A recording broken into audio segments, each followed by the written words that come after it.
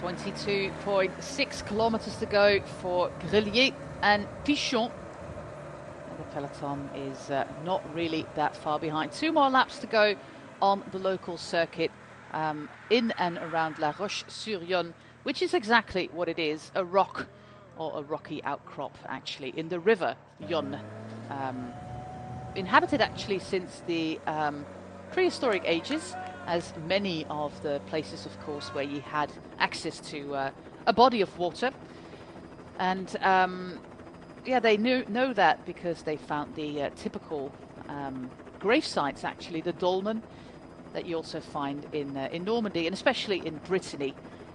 And that is how they know there was inhabitation in this part of France. We are in the western part of the country, a little bit south of Brittany, a little bit north of Bordeaux, and we're racing in and around La Roche-sur-Yon, about 40-50 kilometers from the Atlantic coast, where you find the famous sand dunes of the Sable d'Olonne, which is a very popular holiday spot for many Europeans, including Dutch people with caravans.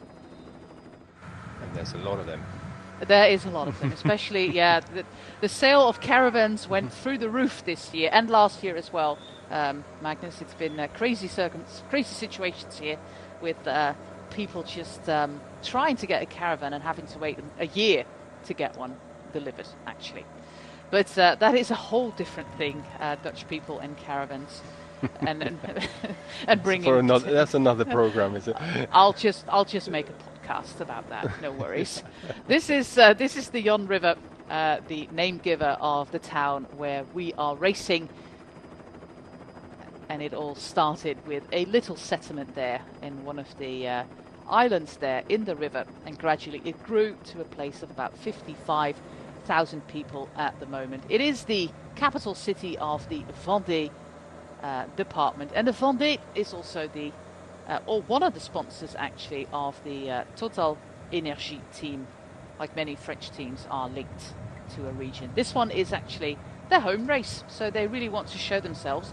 They are here with a team with, of course, this man, Fabien Grillier, Fabien Douby, Sandy Dujardin, Ethel Bosenhagen, Lorenzo Massin, Julien Simon, and the man with the most impressive beard in the peloton, Jeffrey Soupe.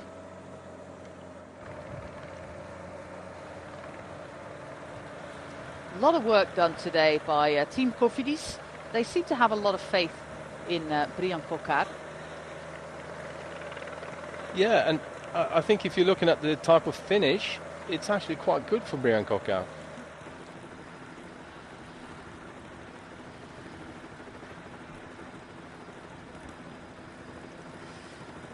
20 kilometers to go at the moment. It's Team Cofidis leading the peloton, followed by Groupama FDG.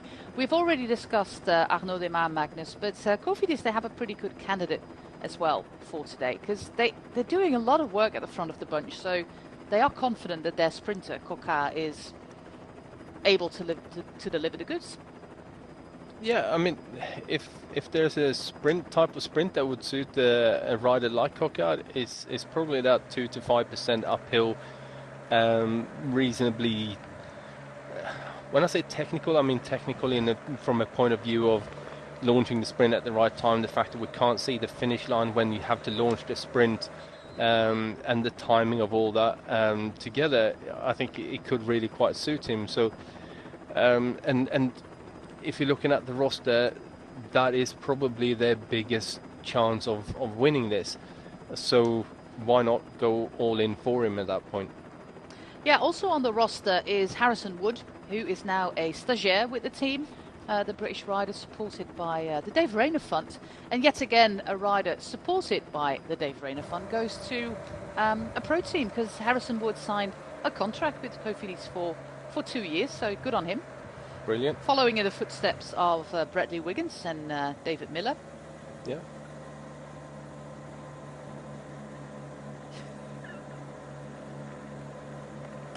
Almost done here for Fabien Grillier and Laurent Pichon. Riders who have been part of this French peloton for many, many years. The peloton is inching closer.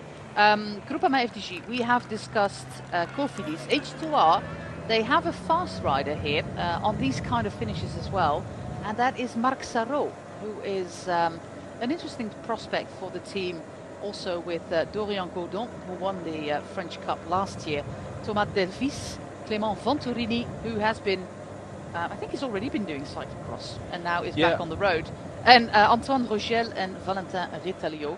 A small team, they're lacking one rider, but yeah, like you explained before, that is also because many riders have already ended their season, and we have some other races going on at the moment.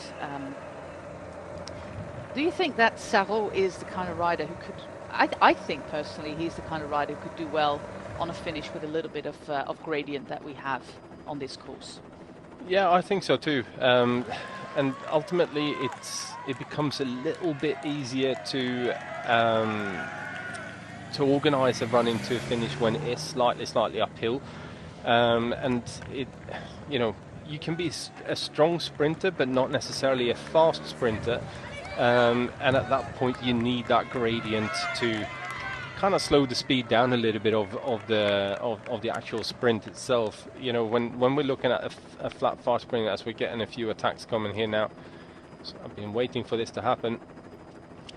Yeah, now we've got AG2R and Cofidis involved as well, and that means that Groupama FDG has to do something. But the attack is not really leading to anything, apart from making this race a little bit harder than it already is. A 207k race is pretty long for an October race. It's very long for an October race. But we could just see the fact that they got that close to the two riders we had in the breakaway. It meant that there were riders sitting there thinking, okay, I'm going to try and launch and see if I can jump across and go from there. Okay, it didn't come to anything, but we're starting to get these little attacks that are coming, and I have no doubt that they will continue to do so, even though, okay, we can see Groupama FDJ with Cofidis straight away on the top of the game here, getting control of the bunch, and now I would say they need to start upping the pace that fraction, just so that it's almost too hard to try and attack, and if you do attack, you get out there and you realize after a couple of minutes that I'm not going to be able to hold this pace, and then you start drifting back into the bunch. But here we go, more attacks. More attacks by Total Energie. Like I said, they are sponsored by the region of the Vendée. They have their home base, not in La Roche-sur-Yon, but a little bit further up the road. So yeah, they are kind of obliged to show themselves and race aggressively. And as you can see, the wind is picking up at the moment.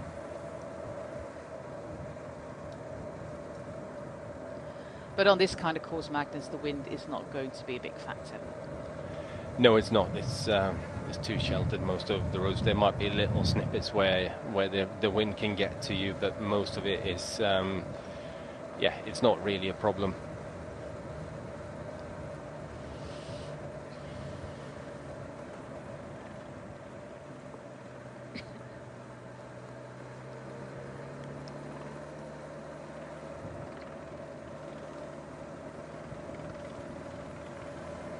See a lot of big riders at the front at the moment on this little incline. And another attack there from one of the riders of the Go Sport Roubaix Lille Métropole team with their pink helmets. But yeah, this is going to be really, really hard to keep up on your own. Yeah, on your own it's virtually impossible, and we can see that he's got a little gap.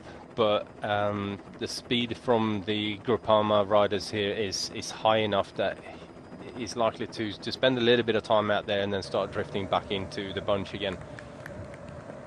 And this is exactly what you want. You want the speed to be that high in the peloton that you can get a rider to do this, and then they come back into you without you really changing your pace at any point. And when you get that perfect speed, then all of a sudden it's okay. It's hard to ride at that, but it's not. You're not going flat out, and with that you can actually continue to set that pace for quite a period of time.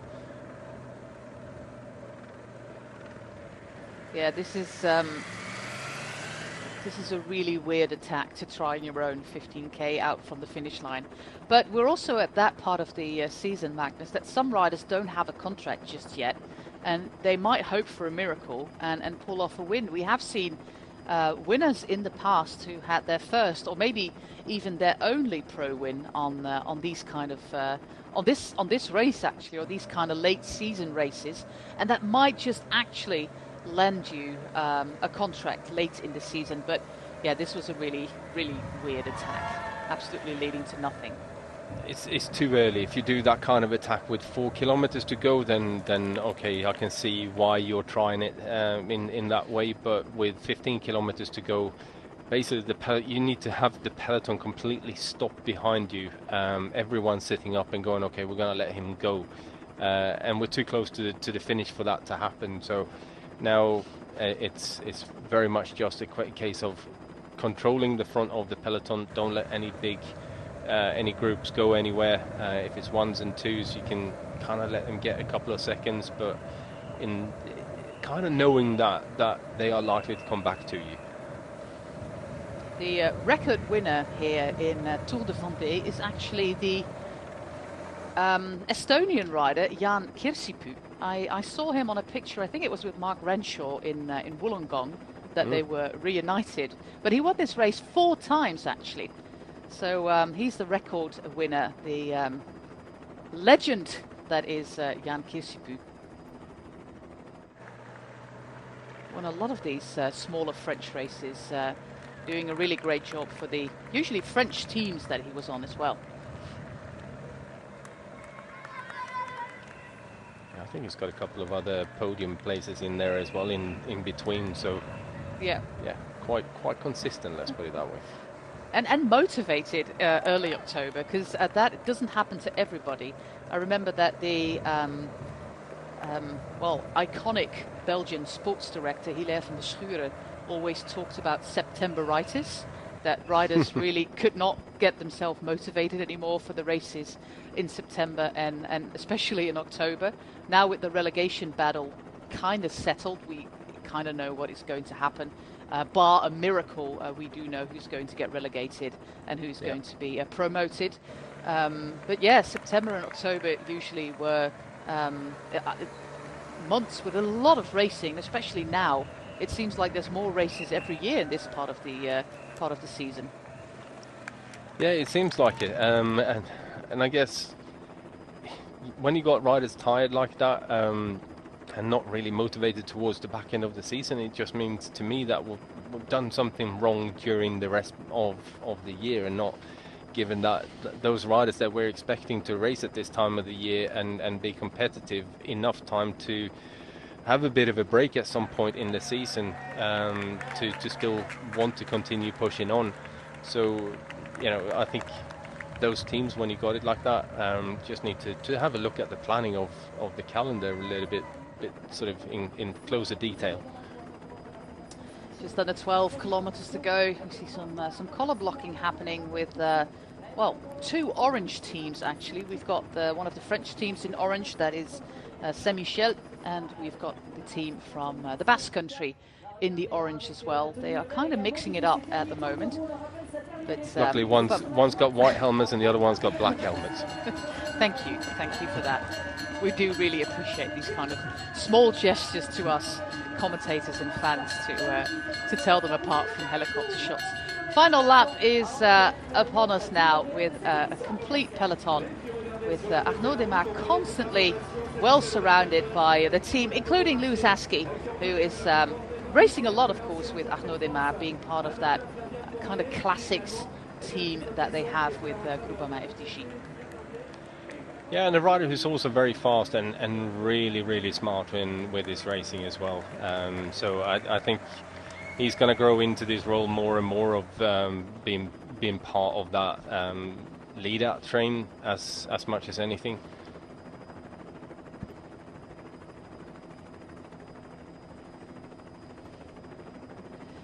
Do you think that on this finish, with all these turns, you can really do a lead-out? Yeah, I definitely think so. It's always possible, but it depends on what a lead out looks like and what we classify as a lead out. It can be a little bit more sort of disrupted in that you don't have the whole team in line, and especially through the corners it's difficult to keep the whole team together, but most of the time as long as the speed is high and that you're keeping your sprinter close to the front, then what it looks like doesn't really matter. They just need to make sure that the speed is high enough that the sprinter has got a clean way out when he wants to launch his sprint, or when the final lead out rider in front of him wants to start the actual final run towards the line. That's when it's important to have that speed in the train. So if you need to use other riders, or if other riders infiltrate your lead-out train, it's not a problem as long as that speed stays high. We see B&B hotels there on the right side of the road in the green jerseys. They are here with their sprinter, Luca Mozzato, one of the candidates there to do really, really well on a sprint like this. The blue team we see on the left side of the road is the team from Nice. Nice Métropole Côte d'Azur. We have, of course, the boys in red for Arkea Samsic. Konovalovas leading at the moment for the Groupama FDG team. And moving to the front are AG2R. Burgos are here as well with their fast man Peñalver. Also a rider who could do well in a sprint like this. And there is Team Cofidis. Everybody is trying to get organized in the final 10 kilometers and try to go as fast as possible to avoid late attacks. But we did have that little climb there where we have that sprint, and that is about 4K out from the finish line. So maybe somebody wants to try.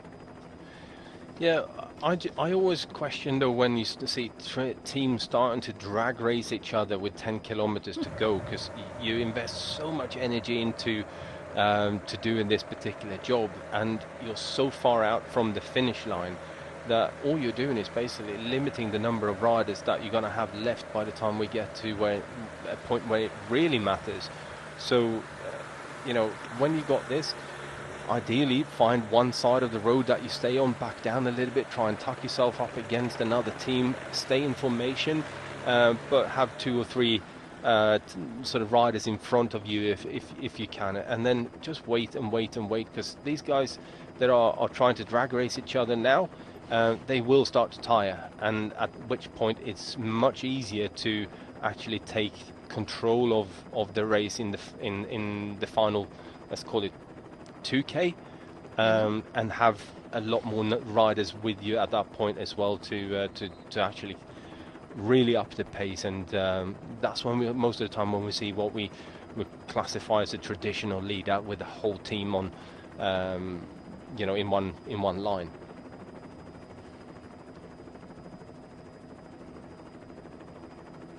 Number 21, Dorian Godon, getting to the front there together with his sprinter Marc Sarrault in the brown and white for AG2R. Last year, Dorian Godon won the French Cup overall classification, won 2 races as well, and AG2R won the team classification. This year, Julien Simon is going to be the winner of that classification, but he would like to add maybe one more win to his tally. He already won 2 of the races back in May, 2 Sundays in a row. Pretty good week for the man from Nantes, Julien Simon, who signed another year with Team Total Energie. He's racing with number 16. They also have Lorenzo Manzin as fast rider, and maybe good old Edvald Boasson Hagen can do something here. I mean, I think Edvald Hagen is still fast enough to at least be in the mix. Whether he's quick enough to win, that's another matter. But he's one of these guys that will position himself well with the experience that he has, and still be there. Yeah, got a few good placings in recent races, but yeah, he can absolutely place himself. But now working at the front is the team from Nantes, which is a little bit more to the north from where we are racing now. Team U, which is a supermarket chain here, Nantes Atlantique. Pace is really, really high, Magnus. I think nobody can attack at this kind of speeds. No, it would require this kind of little hill that sort of appears, and you come in with speed from behind. So this is a well-timed attack. Now it's just a question whether he's got the legs to get anywhere with it. But I think he spotted that moment beautifully. It's B&B Hotels at the front now. The team in green with Cyril Barth, Franck Bonamour, Thibaut Ferras, Florian Dauvin, Miguel Heidemann, Luca Mozzato and Elliot Littard. With Mozzato always good in these kind of races. Always top 5, top 10.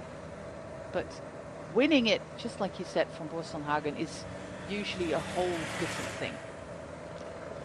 Yeah, it is. Quite a big difference. Andrea Mifsud is the name of our lone attacker. With the motorbike really having to make a move now. With the commissaire there. He's trying to give it his everything, attacking on that little climb where we had the intermediate sprint competition today. But yeah, this is going to cost them a little bit of energy, but I don't see him attack and stay away 5 more kilometers at this pace. Look at the shape of the peloton. They are going lightning fast. Yeah, and especially through those twists and turns as well, it strings the peloton out naturally with the apex that you can hold at the speed that they're traveling at. But I think this is a really good attack actually. You know, well timed and got himself through the traffic as he made that attack, and it's holding on quite strong. I mean, it's going to be difficult to stay away for sure. And now Groupama FDJ are getting to the front of the peloton here. But yeah, impressive. Yeah, this man is from Cannes, all the way in the south of France. That is where we started the season at the end of January. Andrea Mifsud, he is still a young rider, 23 years of age, and yeah, quite a regular here in the French Cup races, as his team is a 3rd division team. They do all these races actually. They are the pinnacle of their calendar because they're shown on national television in France, which is pretty important for their team. Like I explained before, all the teams in France have regional ties, and this one, of course, Nice, Métropole, Côte d'Azur. It says it. It says everything. It's basically sponsored by the region. Yeah. But his attack is over and out with 4K to go. A valiant effort, but Groupama FDJ are going to close down this attack by Andrea Mifsud.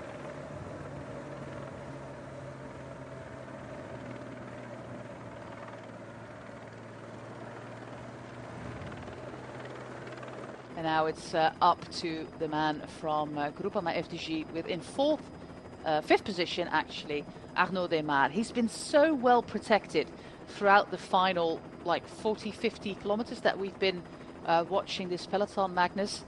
He's never been away from the front. No, he hasn't. And you know, the team is doing a great job in looking after him. So let's see if they can finish this off as well now.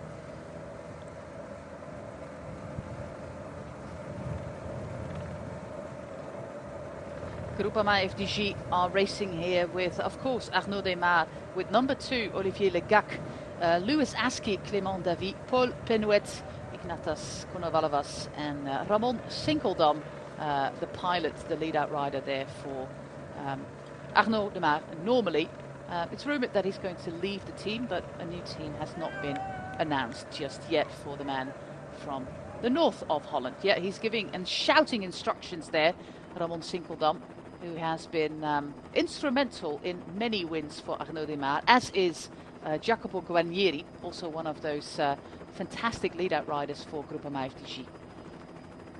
Still in 5th position, 4 riders still in front of him. Also at the front we see Arkea Samsic with possibly Dan McClay going for a sprint there, Magnus. I would say it would be for Dan McClay if they're looking for a good placing here today. He's, I think, by far the fastest out of the riders that they have on their roster today here.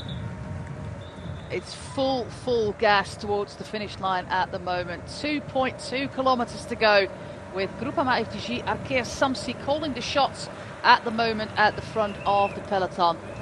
And at the back, people are really, really suffering. 2 kilometers, and the lead out for Arnaud Desmar has now started. Well and truly started.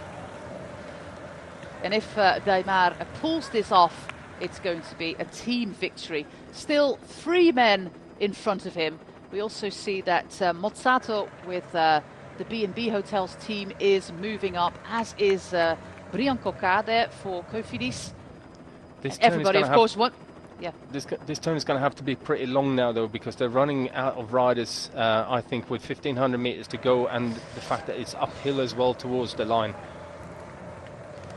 This is Clément Davy with Sinkeldam really being the patron of this sprint train. But you are right, it's still quite a long way out towards the finish line to only have 3 riders in front of you. Of course, they try to keep the pace really high now.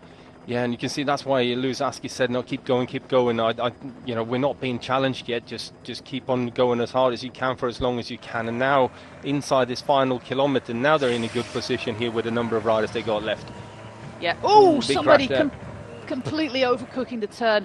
So now it's still Clément Davy, then it's Lewis Askey, Ramon Sinkeldam, and Arnaud Desmar. I think it's Coquard on the wheel of Desmar. We have Mozzato there as well. McClay is part of the mix, and now it's over. Great turn there by Clément Davy, and now it's up to Lewis Askey. 800 meters to go. A monumental turn there for Lewis Askey. I think he has to go until about 300 meters to go. It's just going on the 500 meters there now. And now it's up to Ramon Sinkeldam. We've got 400 meters to go. Sinkeldam is the last rider in front of Arnaud Desmar. On the wheel of Desmar, we find Brian Coquard. We also see Luca Mozzato. It's Coquard versus Arnaud Desmar at the moment. Desmar versus Brian Coquard. It's going to be a long sprint. It's slightly uphill. Brian Coquard versus Arnaud Desmar. It's going to be Coquard by the looks of it. Look at the sprinting. Brian Coquard wins ahead of Arnaud Desmar. Good call by you there, Magnus. Say this sprint was absolutely tailor-made for Coquard. Profiting from all the work done there by Groupama FDG. Yeah, really, really perfect timing when he launched the sprint as well. Got the jump on Arnaud Desmar, and yeah, just had the legs to finish it off as well. So textbook work from Brian Coquard. It's only his 3rd win of the season, actually. He won all the way back in February, so this will give him some confidence going into the winter, just adding another win to his tally. Number 48 for Brian Coquard, but it's been a tough season for him, having a lot of, near misses, actually, in the Vuelta, a couple of top 5 places, coming in 2nd, actually, in stage number 13, leaving the Vuelta to prepare for the races later on in the season, and now winning this one, Tour de Vendée. So that will give him some confidence for the 2 remaining races. Yeah, it definitely will. But look at when Coquard goes here, 200 meters to the line, so he anticipates the jump from Arnaud Desmar, and he gets a run on him. And as we're coming up towards this little right-hand turn, he was just, too strong, really. I think it looked like he was talking to Arnaud Desmar afterwards, saying that, worrying about that he'd closed him down on the fence. But looking at that helicopter shot there was no discussion at all about that one. And Arnaud said, no, you're all right, mate. Fair and square. This was absolutely wonderful win there by Coquard, with Desmar in 2nd place, Mozzato, and then McClay, and I think it's Christophe Noppe. They're also going for the points there for Arkea Samsi, because apparently that is the strategy. But profiting wonderfully from the lead-out train from Groupama FDG and winning this race is Brian Coquard. Career victory number 48.